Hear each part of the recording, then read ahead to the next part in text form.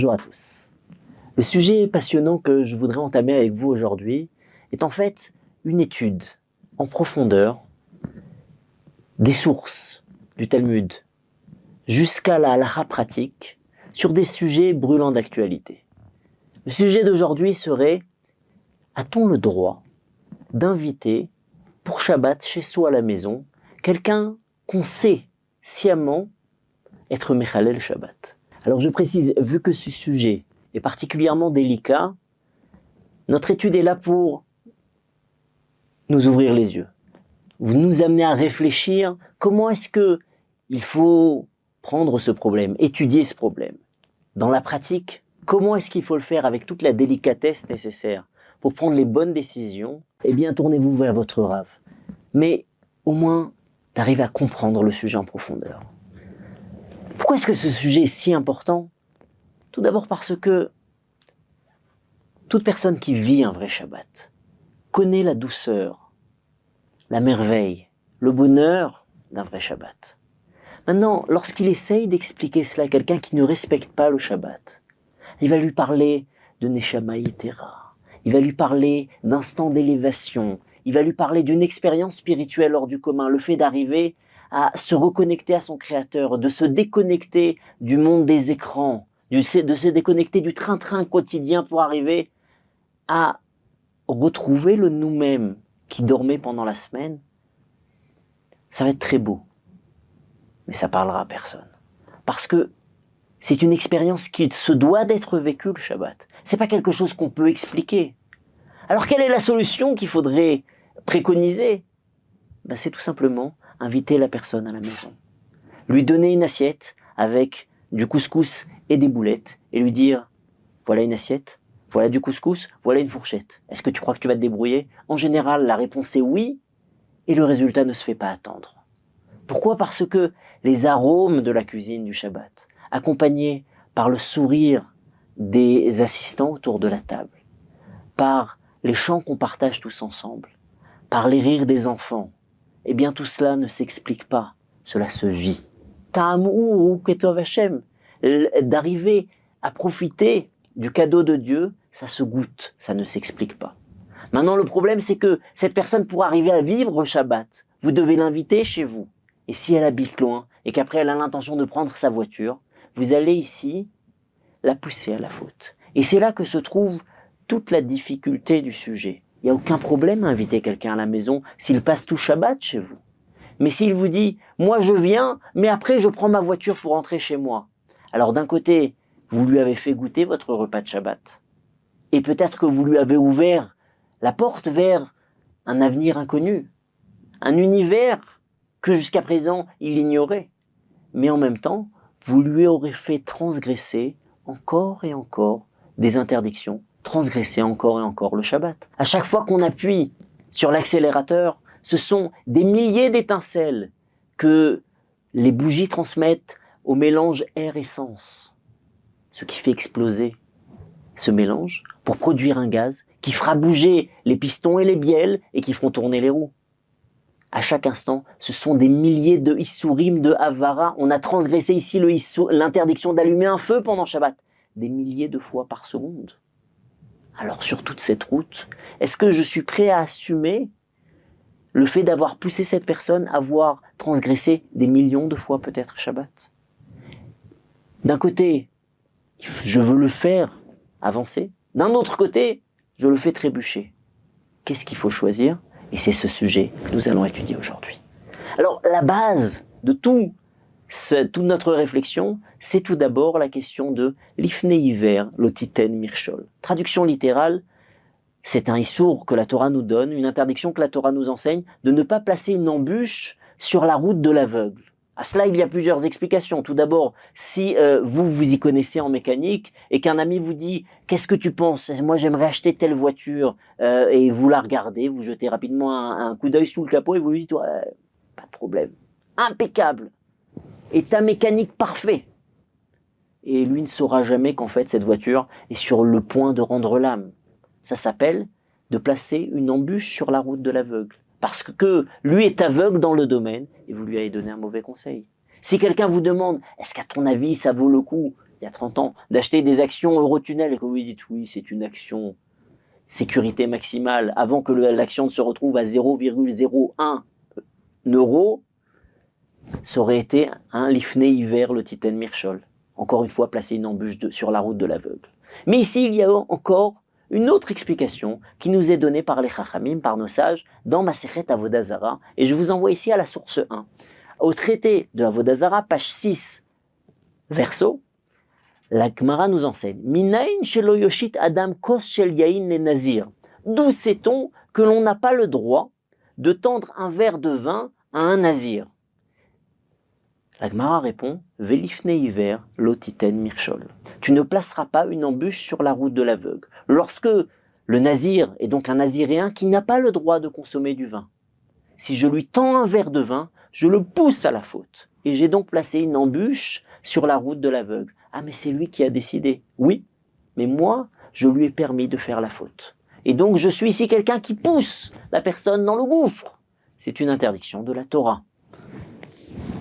Et c'est ici, en fait, le problème que nous avons. Lorsque nous poussons quelqu'un à transgresser le Shabbat, nous transgressons, évidemment, l'interdiction de placer une embûche sur la route de l'aveugle. Et là, vous allez me dire, mais il n'a pas besoin de moi pour transgresser lui-même, il arrive, il prend sa voiture tous les jours, lui-même, il prend son téléphone, lui-même. C'est une excellente remarque. Et c'est la raison pour laquelle nous allons continuer ensemble la Gemara. Et la Gemara dit Ve'acha dechilo yaivnale shak leiu ve'ka'avar mishum lifne hiver lotiten mirchol. La Gemara dit mais je comprends pas. Si moi je ne le lui avais pas donné, eh bien lui-même aurait pu prendre cette bouteille de vin.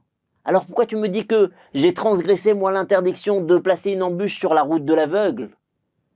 Agmara répond Achabemayaskinan, des kae bitre ivré des nars. Nous nous situons ici sur les deux berges d'un fleuve. J'explique. On a ici un fleuve tumultueux qui sépare le naziréen qui n'a pas le droit de consommer du vin et qui pourtant rêverait d'une splendide bouteille de Château Lafite 1963. Excellente année, millésime merveilleux. Et il est donc en train d'aspirer à boire cette bouteille. Et vous venez, alors qu'il ne peut pas attraper sa bouteille, vous la lui tendez. Et c'est exactement ce que dit la Gemara. Dit kanami de katane lo yoshit, velo katane lo yiten. C'est ce qu'il est marqué. Tu ne lui tendras pas la bouteille. Il n'y a pas marqué tu ne lui donneras pas. Il est marqué tu ne lui tendras pas. On parle donc ici d'un cas où lui devrait tendre le bras, il ne peut pas y arriver, moi je lui tends de loin. Donc, dans quel cas se pose la question de l'ifné hiver le titen mirchol lorsque il ne peut pas atteindre la bouteille? Donc, sur les deux rives du fleuve. Retenez bien la forme en hébreu, ou en araméen, très ivré des Nahara, les deux berges du fleuve. Maintenant, si on se situait Bechad ivra des Nahara, sur un seul côté du fleuve, et que lui peut tendre la main et attraper sa bouteille, semblerait-il ressortir de cette Gemara, il n'y a pas d'interdit. Et donc, si je poursuis ma réflexion, étant donné que ce monsieur peut prendre sa voiture et qu'il n'a pas besoin de moi pour transgresser Shabbat, moi je ne transgresse pas l'oifne hiver, l'otiten mirchol, je ne transgresse pas l'interdiction de mettre une embûche sur la route de l'aveugle, puisqu'il n'a pas besoin de moi pour transgresser Shabbat. Et donc, c'est permis. Et tout va bien, et je peux l'inviter, Veshalom al Israël. Et pourtant, c'est pas si simple que ça. Pourquoi? Parce qu'on a un Tosfot. Un Tosfot dans Masechet Shabbat. Ce Tosfot vient ici et il parle là-bas de l'histoire d'un pauvre qui recevrait une aumône d'un Baal Habayit, d'un riche propriétaire. Et là-bas, Tosfot se lance dans toute une étude et il dit, mais il y a malgré tout un problème. Il n'y a aucun problème? Pas si sûr. Pourquoi? Parce qu'il y a un Tosfot.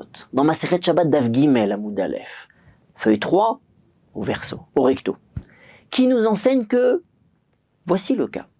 On a ici un pauvre monsieur qui vient demander l'aumône. Et il se trouve à l'extérieur, dans le Reshut Harabim, dans le domaine public. Et il y a un riche propriétaire qui se trouve à l'intérieur de sa maison. Et il y a une aumône qui est transmise donc du domaine privé au domaine public. Et la Gemara fait toutes sortes de réflexions. Combien il y aura de Issourim? Qui fera le Issour lorsque c'est le pauvre qui prend, lorsque c'est le riche qui donne, etc., etc. Et il y a, semble-t-il, des cas où un des deux pourrait ne faire aucun issour, si l'autre fait toute l'action. Et dit Tosfot dit, mais malgré tout, il y a quand même un issour. Veim tomar ve'akavar alifne hiver lotiten mirchol. Dit Tosfot, malgré tout, il y a quand même un problème. Nous sommes dans la deuxième source. Parce que cette personne-là transgresse l'interdiction de placer une embûche sur la route de l'aveugle, puisqu'il lui permet de transgresser le Shabbat.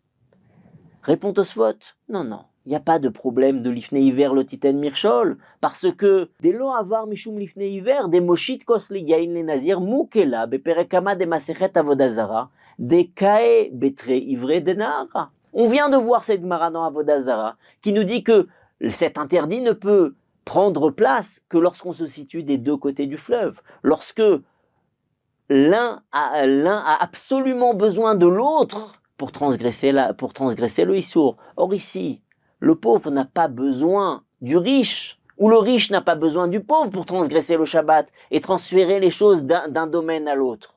Donc il n'y a pas de problème de l'ifné hiver. Mais le problème, c'est que Tosfot ne s'arrête pas là. Il continue. Mikol makom issour des rabanan miya ika. Chez Chayav le afrisho me issour. Il y a quand même ici une interdiction des chachamim. Parce que je suis obligé, j'ai une responsabilité par rapport à un autre juif de l'éloigner du issour, de l'éloigner de la avera, de l'éloigner de la faute. Si je vois quelqu'un qui fait une faute, il me revient de l'en protéger. Je ne peux pas l'aider à faire la faute, même s'il n'a pas besoin de moi pour le faire. Si quelqu'un le fait, il transgresse ici une interdiction des sages qu'on pourrait appeler Messaïa Léovré Avera. C'est quelqu'un qui vient et qui aide les gens à faire des avérotes. On résume tout cela. Lorsque j'invite quelqu'un à la maison pour un repas de Shabbat, en sachant pertinemment qu'il va prendre sa voiture et qu'il va transgresser le Shabbat, est-ce que je transgresse ici l'ifné hiver, le fait de placer une embûche sur la route de l'aveugle? Non. Parce qu'il n'a pas besoin de moi pour transgresser. Mais je transgresse ici l'interdiction des sages qui s'appelle Messaïa Léovré Avera. J'aide les gens à faire des avérotes, des interdictions, même s'il n'a pas besoin de moi pour le faire. Maintenant, ça c'est la question. Maintenant, vous avez compris quel est le problème qui est sur notre route. Est-ce qu'on a le droit d'inviter ces gens? C'est pas si simple. Parce que peut-être que nous avons une interdiction d'aider les gens à faire des avérotes. Notre réflexion va se placer sur deux axes. Première voie de réflexion, il n'y a pas d'interdiction. Ici, de Messaïe à l'Eovre Avera, ce n'est pas interdit, et on va essayer de le prouver. Deuxième voie, en effet, c'est une interdiction. À moi, il m'est interdit d'aider les gens à faire des avérotes. Mais peut-être que j'ai l'obligation, moi, de transgresser cet avéra pour lui permettre un jour d'arriver à respecter le Shabbat. Ça, c'est encore une deuxième voie de réflexion, et on va l'expliquer par la suite. Nous allons maintenant essayer de prouver que il n'y a pas ici d'interdiction de Messaïa Léovré Avera. Pourquoi? Écoutez les paroles de Rav Shlomo Zalman Auerbach. Voici le cas qui est ramené dans le Minchat Shlomo. J'ai un monsieur qui arrive par une belle journée d'été. Il fait 35 degrés à l'ombre à l'extérieur. Et il y a quelqu'un qui toque à la porte chez moi et qui me dit « Est-ce que tu pourrais me donner un verre d'eau ?» A priori, la réponse est simple, bien sûr. Il y a un juif, même un non-juif, qui a besoin d'un verre d'eau, qui lui dirait non? Et pourtant, ce n'est pas si simple. Pourquoi? Et là, je vous demande quand même de faire attention parce que c'est un shulchan, c'est une halacha, mais il faut savoir l'utiliser à bon escient. Écoutez bien jusqu'au bout. En effet, le Shulchan Aruch dans Siman Kuf Samer Tet, c'est la troisième source, nous dit que Lo yiten lechol et là les mi sheyodeabo sheyevarech. On n'a pas le droit de donner de la nourriture à quelqu'un dont on sait pertinemment qu'il ne récitera pas la bénédiction. Pourquoi? Eh bien exactement à cause de ce qu'on vient d'expliquer. Parce que cette personne-là, à qui je donne à manger, va la consommer sans bracha, et je le pousse donc à la faute. Donc maintenant vient quelqu'un qui est un juif non religieux. Il toque à la porte chez moi et il me dit « Est-ce que tu pourrais me donner un verre d'eau ?» La halacha sèche dirait « Écoute mon ami, je sais que tu ne feras pas la bracha, donc je ne te donne pas de verre d'eau. » C'est assez insupportable à entendre. Hein. Alors, la réponse la plus pratique, comment est-ce qu'il faudrait faire? Eh bien, comme tout bon juif, vous arrivez, vous prenez 2 verres d'eau, un pour lui et un pour vous. Et vous lui dites, tu sais quoi, et maintenant on va réciter la bracha ensemble. Et je vous assure qu'une immense majorité des gens va vous demander soit une kippa, soit autre chose pour mettre sur la tête, et il récitera la bracha avec vous. Et si ce n'est pas le cas, eh bien, la plupart répondront amen à votre bracha et boiront après. Et là, vous avez réglé le problème parfaitement. Maintenant, c'est pas possible. Vous avez face à vous quelqu'un qui refuse de réciter la bracha. Est-ce que vous allez lui donner de l'eau ou pas? D'après le Shulchan Aruch, vous lui répondez non. Pourquoi? C'est interdit. Tu vas pas faire la bracha et donc pas d'eau. Dit Rav Shlomo Zalman Auerbach. Réfléchissons un peu plus en profondeur. On parle ici de quelqu'un qui, comme tout bon juif, respecte son héritage, respecte son identité, respecte la Torah. Il respecte les valeurs que vous êtes censé représenter. Vous êtes quelqu'un qui est censé être droit et moral. Lorsqu'il va vous entendre dire que vous lui refusez un verre d'eau parce qu'il n'est pas religieux, quelle va être la réaction naturelle qui va être la sienne? Si c'est ça la religion, moi je ne veux plus en entendre parler des religieux. Donc, qu'est-ce que vous avez fait? Ici, vous avez quelque part évité un petit issour qui est de boire de l'eau sans bénédiction, et vous avez causé une catastrophe. Parce que les quelques restes de connexion avec la Torah qui lui restait, un respect, une estime, se sont évaporés avec ce verre d'eau que vous ne lui avez pas donné. Et donc, dire à Shlomo Zalman, à quoi ça ressemble? À quelqu'un qui voit un patient arriver, et ce patient, lo alenu lo alechem, a la gangrène. Il a un doigt qui est gravement atteint. Alors le chirurgien vient et il ampute le doigt pour sauver la jambe. Est-ce qu'on va dire qu'il l'a blessé, cette personne? Est-ce qu'on va dire qu'il lui a causé un dommage? Vadaï que non. Il n'a pas causé un dommage. Il a sauvé la personne. Est-ce que ici, lorsque vous avez donné ce verre d'eau à la personne, et qui va le boire sans bracha, vous l'avez fait tomber dans la Avera, ou vous l'avez sauvé d'une Avera qui est bien plus grave? Écrit Rav Shlomo Zalman, et je vous le lis directement dans le texte, c'est la 4e source dans le Minchat Shlomo Chelek Aleph, dans le premier tome, chapitre 35, Mikol Makom Benidon Ze, Oil vekol haïsour shel hanoten lo lechol urak avera shel netinat mirshol. Étant donné que ici, la seule avera qu'on est en train de faire, c'est donc de le faire trébucher. Vekevan sheim lo yiten lo lechol, arei kashel haoreach beisur yoter gadol. Si je ne lui donne pas à manger ou à boire, cette personne-là trébuchera dans quelque chose qui est beaucoup plus grave. Nimtsa deleika klal shum avera. Il n'y a ici aucun Issour, aucune avéra, aucune faute. Je ne fais ici aucune faute de faire tomber l'aveugle ou de m'associer à quelqu'un qui fait une avéra. Ici, il n'y a aucune embûche. Et là, adraba yeshkanat sala. Il y a ici non pas une embûche, mais un sauvetage. Mimirshol gadol meod al yedeze shichlif oto bekum vease bimirshol yoter katan. Je l'ai ici sauvé en échangeant une petite embûche qui viendrait remplacer une terrible embûche. Et donc ici, le chidouche incroyable de Rav Shlomo Zalman, c'est que si ici on est en train de calculer, est-ce que au niveau qualitatif, c'est vrai que je reviens à mon histoire, je l'ai invité pendant Shabbat, c'est vrai. Je lui ai fait transgresser Shabbat. Il a utilisé sa voiture. Mais au final, avec cela, j'espère que pendant les 120 ans à venir, il respectera Shabbat, il mangera kasher. Ses enfants seront des bons juifs. En fait, je lui ai ouvert les portes, je l'ai reconnecté à son identité et à son monde à venir. est-ce que ça en vaut pas le coup? Répond Rav Shlomo Zalman, bien sûr que si. Tu ne l'as pas fait tomber, tu l'as sauvé. Et donc, ça nous permettrait de le faire. Première manière de voir.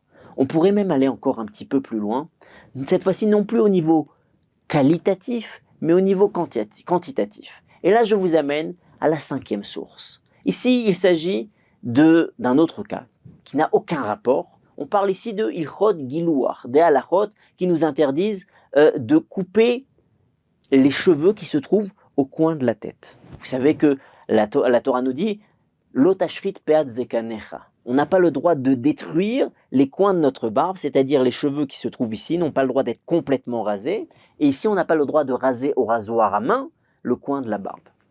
Maintenant, vient quelqu'un et il dit « J'ai décidé », comme quoi je vais me raser la tête. Se raser la tête complètement, y compris cet endroit qui s'appelle les péotes, les coins de la chevelure, il va transgresser ici 2 issourim, 2 interdits de la Torah. 1, l'interdit de raser, bal tashrit, et 1, l'interdit d'être rasé. L'un, ce qui s'appelle issour makif, l'interdit de raser, et l'autre issour nikaf, l'interdit d'être rasé. Vient sa femme et elle demande au rabbin, « Monsieur le rabbin, mon mari a décidé de se raser la tête. Rien ne lui fera changer d'avis. Il va donc transgresser 2 issourim.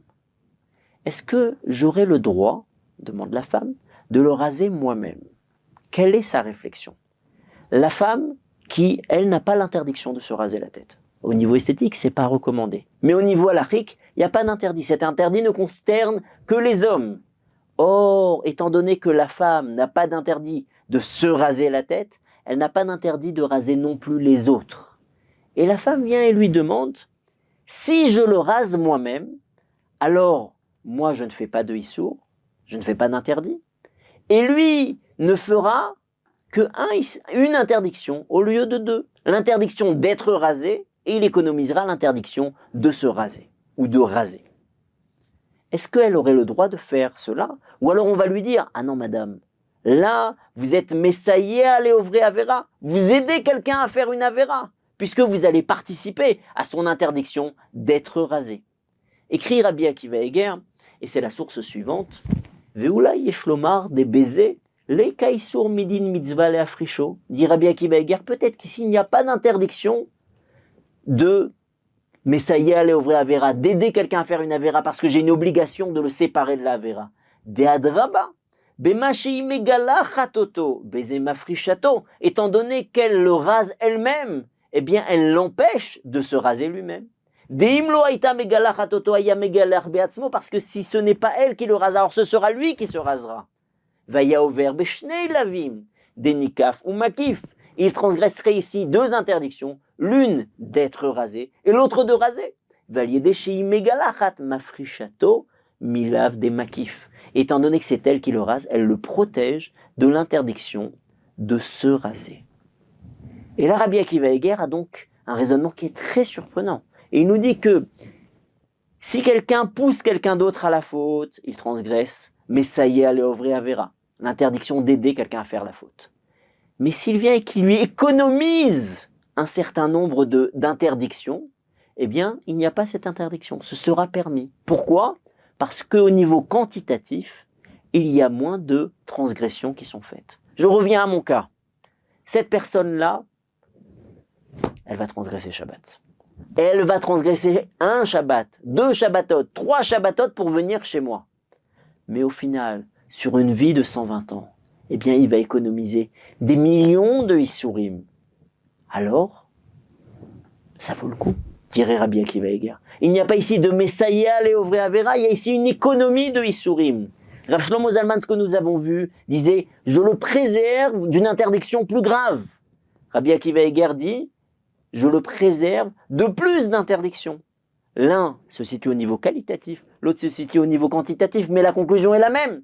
Il n'y a pas ici de Messaïe à léovré avera. Je le protège de plus de Issourim. Alors vous allez me dire, oui, mais il y a une différence entre ce qu'a écrit Rabbi Akiva Eger et notre cas. Parce que lorsque cette femme a rasé son mari, il n'y a plus rien à raser. Donc elle est sûre qu'elle l'a protégé du Issour. Maintenant, je sais que le couscous de votre femme est exceptionnel, que personne ne pourra y résister. Mais le couscous des voisins, c'est pas pareil. Peut-être que le couscous des voisins ne sera pas suffisamment merveilleux. Peut-être que les mirotes ne seront pas suffisamment séduisantes pour que cette personne se décide à respecter le Shabbat. Et au final, il aura transgressé Shabbat et rien. Et vous ne lui aurez pas économisé tous les sourim de la suite. Est-ce que maintenant prendre le risque, c'est suffisant? Cette question a été posée au gendre de Rav Shlomo Zalman, le Gaon Rav Zalman Nechemia Goldberg, Zecher Tzadik Bekadosh Livracha, qui nous a quittés récemment. Et voici quelle était la question. Il y a toutes sortes il y a des professeurs de Torah, des enseignants, qui se rendent dans les écoles laïques. Aujourd'hui, la situation est que dans les écoles laïques en Israël, on ne transmet quasiment pas de Torah. Ce qui est transmis est pour beaucoup une vision très parcellaire de la puissance de la Bible, du Tanakh, et quasiment rien de ce qui est l'héritage du peuple juif en tant que entité spirituelle. Et donc, l'initiative qui a été lancée, entre autres par une organisation qui s'appelle Nefesh Yehudi, et c'est celle qui pose la question au Rav Zalman Nechemia Goldberg, c'est d'envoyer des enseignants qui viennent et qui enseignent dans ces écoles-là un petit peu de Torah. La beauté d'une sonnerie du chauffard, la beauté de la joie de Simchat Torah. Et vous serez surpris de l'impact que cela a. Parce que les enfants ont les yeux qui s'allument. Ils ont des étincelles et des étincelles dans les yeux lorsqu'on leur parle de Torah. Il suffit simplement de leur en parler. Et l'impact est merveilleux. Maintenant, pour accompagner leurs cours, très souvent, ils distribuent aux enfants des bonbons.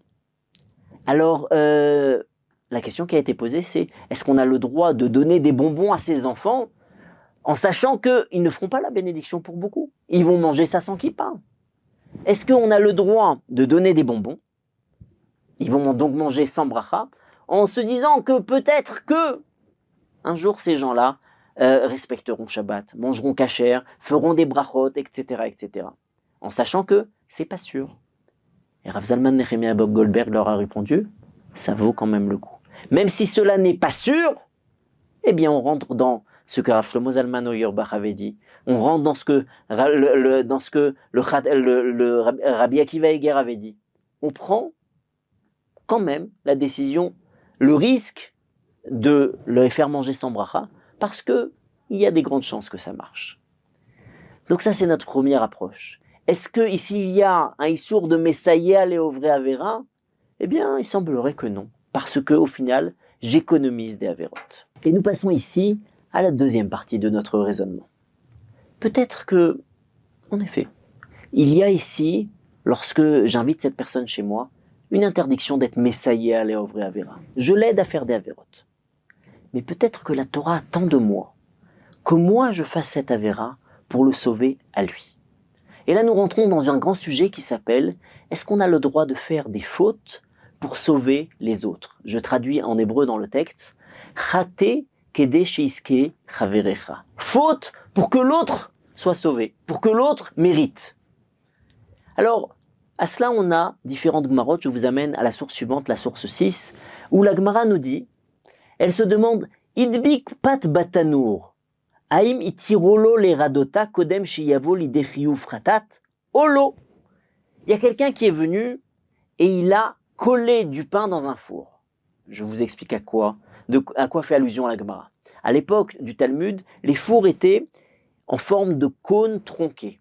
C'est-à-dire que c'est une construction qui s'élève, qui a un compartiment inférieur rempli de braise et un compartiment supérieur où on collait le pain sur les parois du cône, qui était ouvert en haut.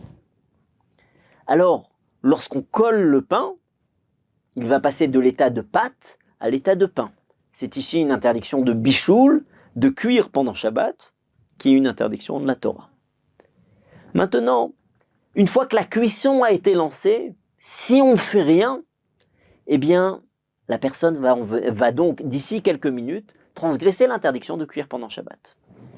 Est-ce qu'il a le droit de venir et d'arracher le pain avant que ce pain ne cuise? La Gemara va dire, on a ici un problème. Parce que de décoller le pain de la paroi, ça se faisait avec une pelle qu'on appelait la marda, et c'est quelque chose qui demande un savoir-faire. C'est la raison pour laquelle les Chachamim ont interdit de le faire pendant Shabbat. Ça s'appelle une chorma, une sagesse, un savoir-faire. Est-ce qu'il a le droit de transgresser une interdiction des sages, décoller le pain, pour se sauver d'une interdiction grave de la Torah? La Gemara à la fin conclura que oui. Mais continue la Gemara, elle demande, est-ce qu'on a le droit, nous, quelqu'un d'autre, de décoller le pain pour sauver celui qui l'a collé? La Gemara dit, Matkif le Rav Sheshet, Vechi omrim lo l'adam chate kede sheiske chaverecha. Depuis quand? Depuis quand on va demander à quelqu'un d'innocent de faire une faute pour sauver l'autre d'une avéra, d'une faute grave? Donc, non. Ça a l'air simple. On ne faute pas pour sauver les autres. Très bien. Le seul problème, c'est qu'on a une autre Gemara, dans Masechet Eruvin, à la page 32, au verso. Donc c'est la source 7. La Gemara ici nous raconte le cas d'un Talmid Chacham, quelqu'un qui est sage, et qui envoie un ignorant pour lui cueillir des fruits, en l'occurrence des figues. Or, il se trouve que cet ignorant ne connaît pas les lois en rapport avec les fruits. En effet, lorsqu'on cueille des fruits en Eretz Israël, il faut prélever les Trumot et Maasrot, les dîmes et les différents prélèvements. Si on ne le fait pas, celui qui n'a pas prélevé la Trouma peut être Hayav Karet. Il peut être passible d'une peine de retranchement, ce qui est à peu près l'équivalent de manger du Hametz à Pessah ou de manger à Kippour. C'est grave. Alors maintenant, le sage a envoyé l'ignorant pour cueillir des fruits. Et il lui a dit, si tu veux, tu peux te servir. Il se trouve que l'ignorant va prendre de ces fruits et il va les manger sans faire les prélèvements nécessaires. Et il va se retrouver donc Chayav Karet, passible de retranchement. Alors qu'est-ce que dit la Gemara? Eh bien, le sage a le droit, chez lui, de faire les prélèvements sur des figues en acquittant ce que l'autre est en train de cueillir dans son panier. Dit la Gemara, mais on n'a pas le droit de faire une chose comme ça. Ça s'appelle l'itrom shelo minamukaf. A priori, on a le droit de faire des prélèvements sur la nourriture elle-même. C'est-à-dire, j'ai cueilli un panier de grenades, figues, pommes. Je prélève le maaser sur une partie des fruits de ce panier. Mais je n'ai pas le droit de faire cela sur un autre panier, sur quelque chose qui n'a aucun rapport. Je dois faire mon prélèvement sur la nourriture elle-même. Or ici, le sage, lui, va le faire sur une autre nourriture. Alors dit la Gemara, comment est-ce qu'il a le droit de faire une chose pareille? Et elle répond, Bemaïka miflege, Rebi Savar, Nichale lechaver, de leavid ou isura klila. Il est bien que le sage, il est mieux que le sage fasse un petit issour, l'itrom shelo minamukaf, de prélever pas sur la nourriture elle-même. A priori, c'est pas permis. Mais lui, il est préférable qu'il transgresse cet interdit-là. Velo le'aved amaharetz isura rabba, pour que l'ignorant, lui, ne fasse pas une interdiction grave. J'ai pas compris. Dans la Gemara, dans Shabbat, tu m'as dit que je ne transgresse pas moi pour sauver l'autre. Dans la Gemara, dans Eruvin, tu me dis que je dois transgresser moi pour sauver l'autre. Et les deux, c'est exactement la même chose. C'est transgresser un issour des Rabbanan, un issour des sages, une interdiction des sages, pour sauver l'autre d'une interdiction grave. Dans le cas de Shabbat, c'est une peine de mort. Dans le cas de Eruvin, c'est une peine de retranchement. C'est exactement la même chose. Et dans l'un, tu m'as dit non, et dans l'autre, tu m'as dit oui. Celui que ça saisit, eh bien, c'est Tosfot. Tosfot, aussi bien dans Shabbat que dans Eruvin, aux deux endroits, pose exactement la même question. Ça ne va pas ensemble. Comment est-ce que tu t'arranges avec ces deux Gemarot? Et Tosfot va ici nous donner 4 réponses différentes. Il dit il y a 4 différences entre ces deux textes. Première différence. Dans l'histoire de Eruvin, dans l'histoire du prélèvement des figues, le sage a une responsabilité. C'est lui qui l'a envoyé cueillir ses figues. Quelque part, il est un petit peu responsable des actions et des erreurs de l'autre. Étant donné que je suis responsable, alors je dois me mouiller. Et je vais faire un petit issour pour sauver l'autre. Mais dans l'histoire de Shabbat, je ne suis pas responsable. C'est lui qui a collé ça, c'est lui qui a collé son pain. Pourquoi est-ce que moi je devrais le sauver? C'est pas de ma faute. Ah, c'est pas de ta faute, ne transgresse pas. Première différence. Deuxième différence, c'est que dans l'histoire des fruits, eh bien, pour l'instant, l'ignorant n'a rien transgressé. Il est complètement innocent. Il n'a rien fait. Donc, moi, je sauve les innocents. Je viens ici parce que lui n'a rien fait du tout. Et donc, je suis prêt à faire un issour pour le protéger. Dans l'histoire de Shabbat, le bonhomme a déjà fait le issour. Il a déjà collé le pain et si je fais rien, le pain va être cuit et il transgressera un issour. Il est déjà coupable. Alors moi, je ne sauve pas les coupables. Je veux bien me sacrifier pour les innocents, mais pas pour les coupables. Deuxième différence. Troisième différence que Tosfot ramène au nom de Riva. Lorsqu'on parle ici des fruits, pour l'instant, il n'y a rien qui s'est passé. C'est-à-dire que rien n'a été commencé. On est avant le début de l'histoire.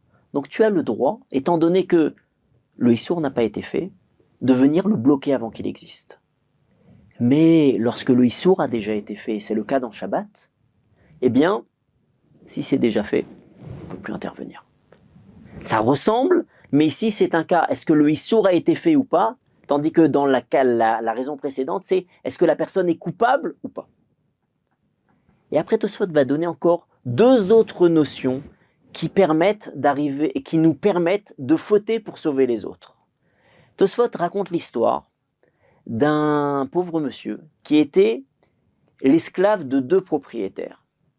Et l'un des propriétaires l'a libéré et l'autre ne l'a pas libéré. Alors il est embêté ce bonhomme parce qu'il est moitié libre, moitié esclave.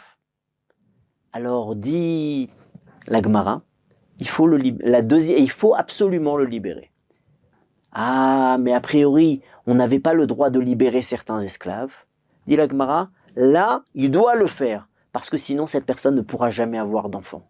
Parce que se marier avec une femme juive, il ne le pourra pas, et se marier avec une esclave, il ne le pourra pas non plus. Et donc, il est bloqué.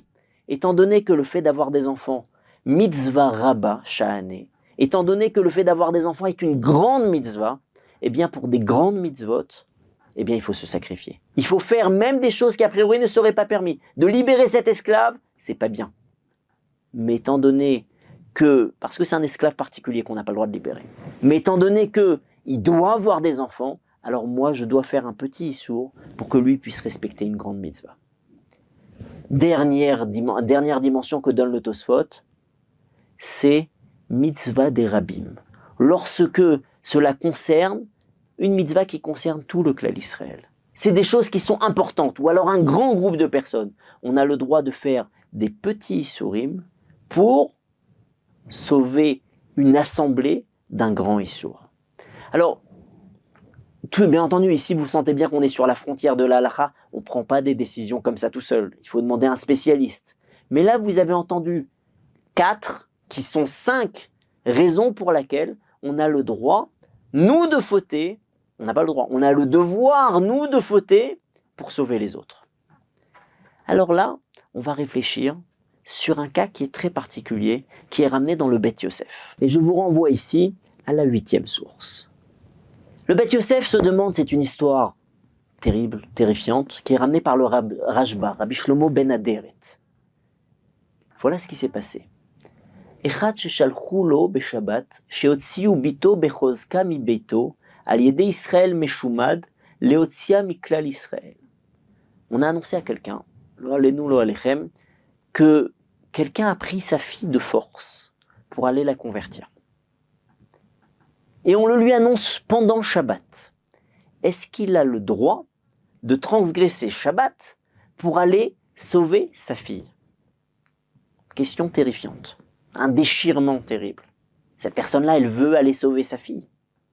Est-ce qu'elle a le droit de le faire? Eh bien, vont venir les Baalei HaTosfot. Et ils vont dire, on va reprendre notre calcul. On a dit que il y avait 4 raisons pour lesquelles on a le droit de fauter pour sauver l'autre. Ce père maintenant doit fauter, transgresser le Shabbat, pour pouvoir sauver sa fille. Alors, la première réponse qu'on avait dit, c'était « si je suis responsable, alors je dois fauter ». Est-ce que ce père est responsable? A priori, non. Et donc, il n'a pas le droit de fauter pour sauver l'autre. Deuxième chose, c'est est-ce que la personne, elle, est fautive? Est-ce que cette jeune fille est fautive? Si elle est fautive, alors il ne faut pas la sauver. Le deuxième critère que nous avions ramené, c'était est-ce que la personne est pochate? Est-ce qu'elle est fautive? Est-ce que cette jeune fille est fautive? Pas du tout. On l'a prise de force. Alors si elle n'est pas fautive, badaï, il faut transgresser pour la sauver. Troisième argument, est-ce que la faute a déjà été faite? Ah bien non. La faute là, elle n'a pas été faite parce qu'elle est sur la route du monastère où elle va être convertie. Mais il n'y a pas encore de faute. Donc vadaï qu'il faut la sauver. Dernier argument, est-ce que c'est une mitzvah rabbah? Est-ce que c'est une grande mitzvah? Est-ce qu'on a ici quelque chose de lourd en ligne de compte? Oh que oui. Cette personne-là, elle risque d'abandonner la Torah de ses pères. Vadaï qu'il faut transgresser pour cela.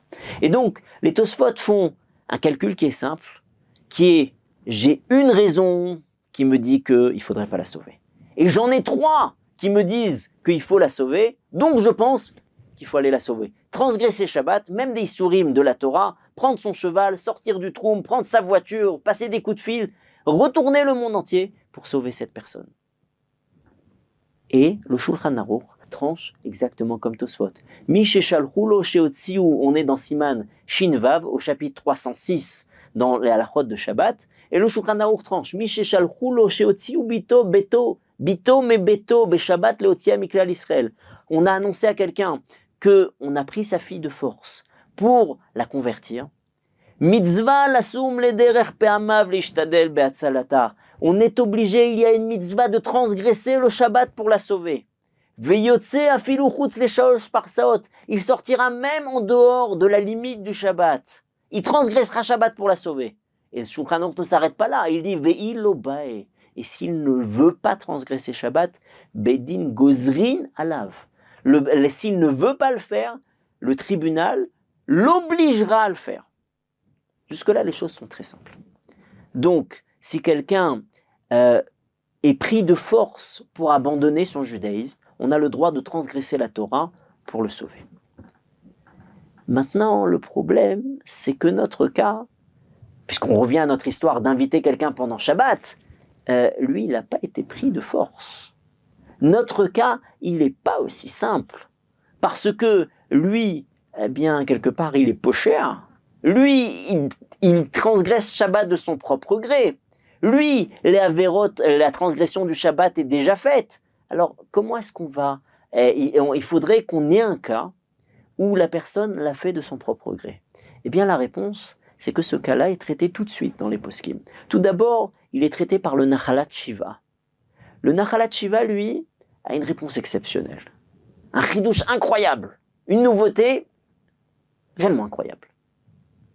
Il dit qu'il s'agit ici on a ici une jeune fille qui a décidé de son propre chef d'aller dans le monastère d'à côté pour se convertir. Elle va abandonner tout l'héritage de ses parents. Elle va rompre la chaîne plurimillénaire qui nous relie au Sinaï. Est-ce qu'on a le droit de transgresser Shabbat pour la sauver? Dit le Nachalat Shiva, oui. Pourquoi? Parce qu'il s'agit ici d'un pikuach nefesh ruchani. On a ici un cas de vie ou de mort spirituelle. Vous savez très bien que si on a un cas de vie ou de mort, on a le droit de transgresser le Shabbat. Vous avez devant vous quelqu'un qui est en train de faire une crise cardiaque, vous posez pas la question pendant Shabbat, vous posez pas la question ah mais est-ce que c'est permis de transgresser le Shabbat? Peut-être qu'il faudrait que je le fasse, que j'aille à l'hôpital pour demander à quelqu'un de venir. Il n'y a aucune hésitation à avoir. Vous prenez votre téléphone, vous appelez une ambulance instantanément. S'il y a besoin, vous prenez votre voiture, vous l'amenez à l'hôpital. On transgresse tous les issourim de la Torah pour quelqu'un qui est en danger de mort. Mais est-ce que ça existe au niveau spirituel? Dit le Nachalat Shiva, oui. On transgresse le Shabbat pour sauver l'âme de quelqu'un. Et donc, il faudra sauver cette jeune fille. En pratique, le psak du Nachalat Shiva, tout le monde n'a pas été d'accord avec le Rav Shmuel Alevi. Le Mishnah Berurah, et c'est la source suivante, va mettre ici une légère limite. Il va dire, ici c'est plus compliqué, parce que nous avions ici 4 arguments. Est-ce que je suis responsable? Non, je ne suis pas responsable de cette jeune fille, c'est pas de ma faute. C'est pas de ma faute si elle est partie là-bas. Est-ce qu'elle est pochate? Est-ce qu'elle est coupable? Parce que c'est elle qui a pris cette décision. Eh bien oui. Maintenant, d'un autre côté, est-ce que la Vera n'a pas encore été faite? Non, c'est pas encore fait. Est-ce que il s'agit ici de quelque chose d'important? Oh que oui, c'est important. Ah maintenant, j'ai deux contre deux. Comment est-ce que je tranche la halakha? Dit le Mishnah Berurah, et c'est la source suivante. Tout cela, c'est dans le cas où on a pris cette jeune fille de force. C'est la raison pour laquelle on lui a permis de transgresser le Shabbat pour aller la sauver. Aval in pasha. Mais si maintenant, c'est elle qui a décidé, c'est elle qui est responsable de cette histoire. En lo leavia lechalel Shabbat avura. Son père ne pourra pas transgresser le Shabbat pour elle.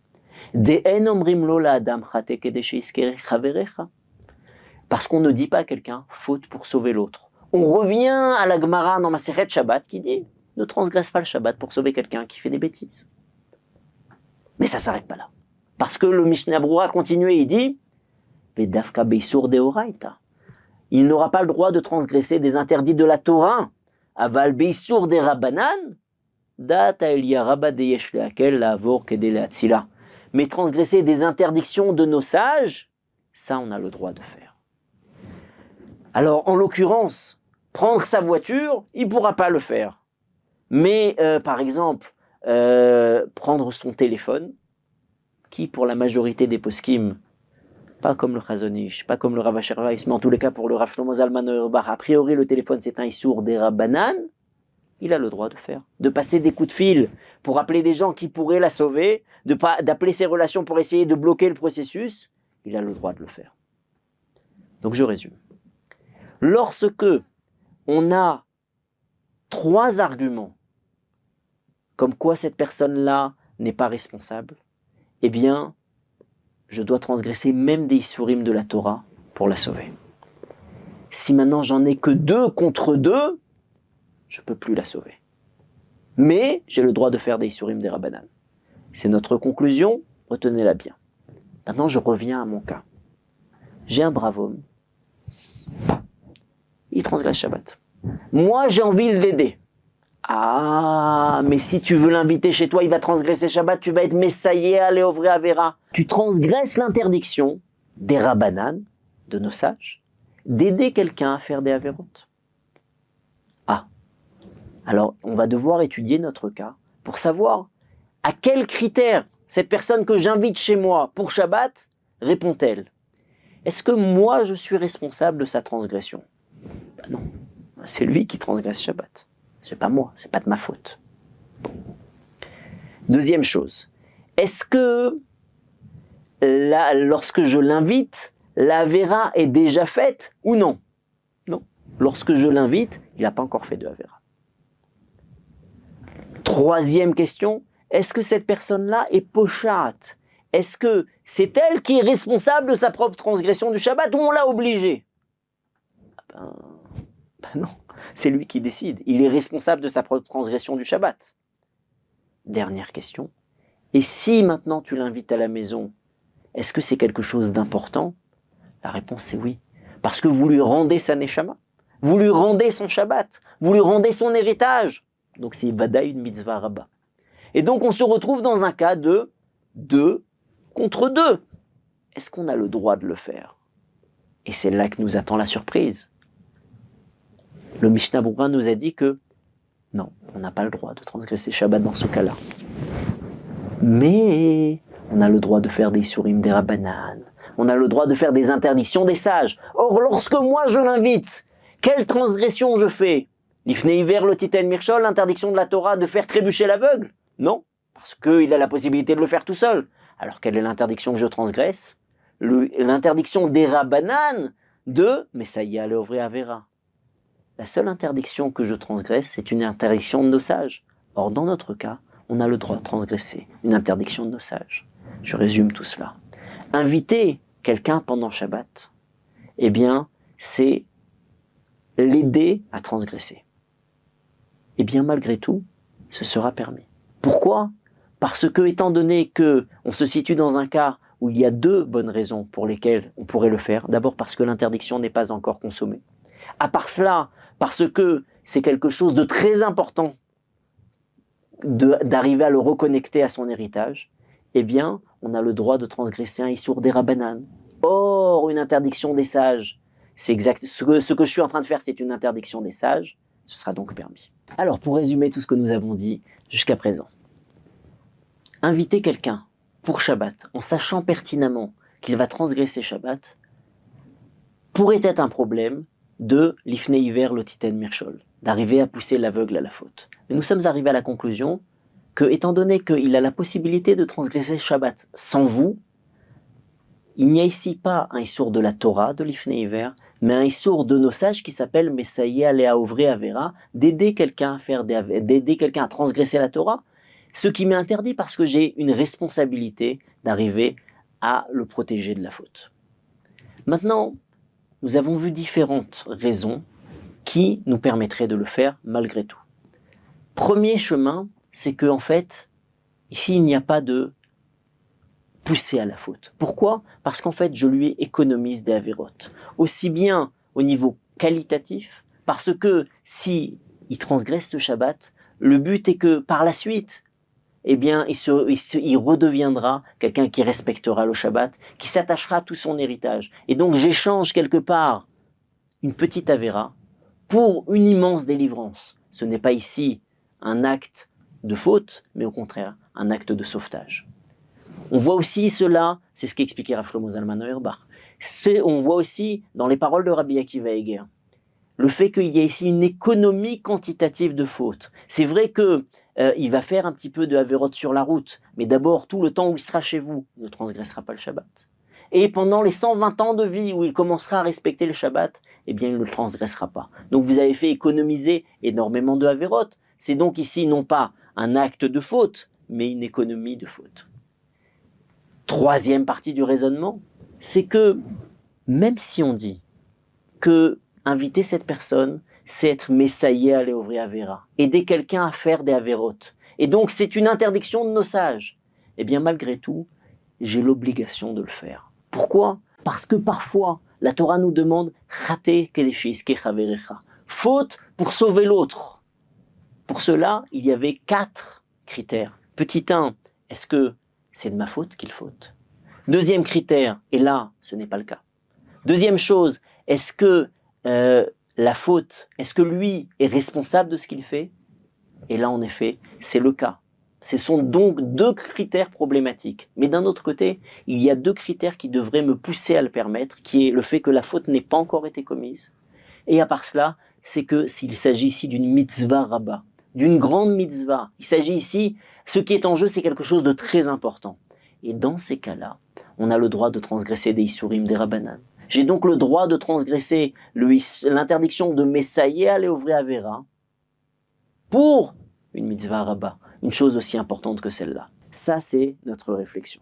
Maintenant, ce que vous devez retenir, c'est la halakha, et je vais vous ramener la halakha telle qu'elle est tranchée dans les poskim. La question a été posée à l'époque à Rav Yosef Shalom Eliashiv, le Grish Eliashiv, qui était un des plus grands décisionnaires de notre génération. On lui a dit, est-ce qu'on a le droit de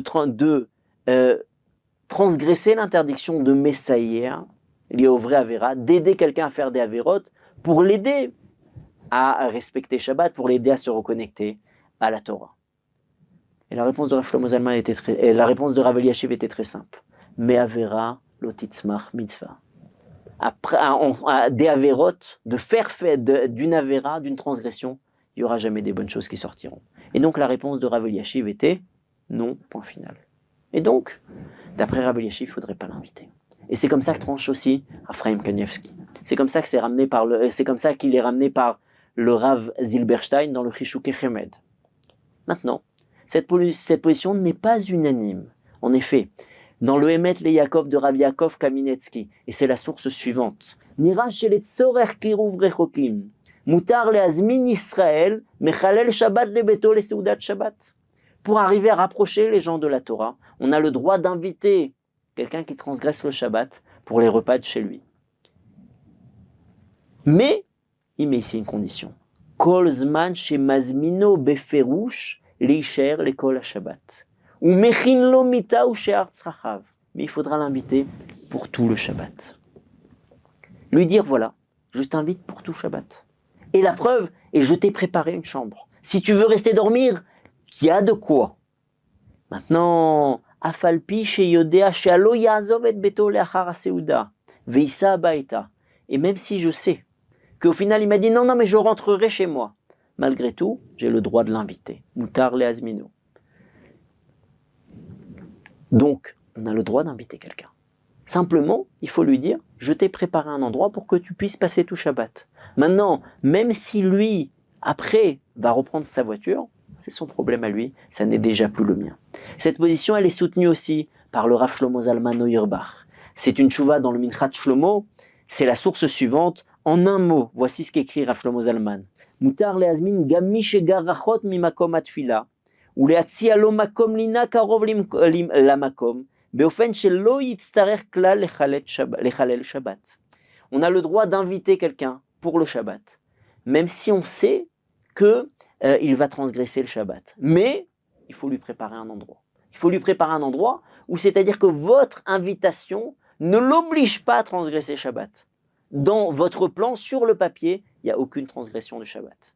Si maintenant, lui, après, décide de le transgresser, vous n'avez pas de problème de messayer à l'Eovre Avera, vous ne l'avez pas poussé à la faute. C'est sa décision personnelle. Et même s'il ne reçoit pas la proposition, on n'est pas obligé, on ne doit pas lui dire de ne pas venir. Vous avez proposé, le bonhomme vous dit ce qu'il veut, qu'il vienne. La brioute. Et Bezrat Hashem, que les choses puissent se passer pour le mieux. Donc, en pratique, la halakha qui est communément reçue à ce sujet, beaucoup de poskim ont soutenu la position du Rav Kaminetsky, de Rav Shlomo Zalman Auerbach. Si vous voulez inviter quelqu'un pour Shabbat et que vous voulez lui présenter, lui faire goûter la beauté du Shabbat, eh bien, invitez-le pour tout le Shabbat. Gardez-lui un endroit pour dormir. Et à ce moment-là, il n'y a plus aucun problème de messayer à l'Eovre Avera. Et si votre intention, elle est réellement les Shem Shamaim, elle est pour la gloire du ciel, alors Hachem enverra toute la bracha dans vos entreprises et vous aurez non seulement le mérite, vous, d'avoir rapproché des gens du Shabbat, mais vous de vivre un Shabbat encore plus plein de sens. Parce que un Shabbat qui est vécu avec tout le Klal Israël, eh bien, n'a aucun rapport avec un Shabbat que vous avez vécu tout seul. Et Bezrat Hashem, que puisse s'accomplir ce que nos sages nous ont dit, que lorsque tout le Klal Israël respectera 2 Shabbatot de suite, alors le Mashiach viendra de suite. Chez Niske, le Biad Goel Tzedek, Bimera Veyamenu, qu'on puisse voir la délivrance de nos jours. Kol Tov.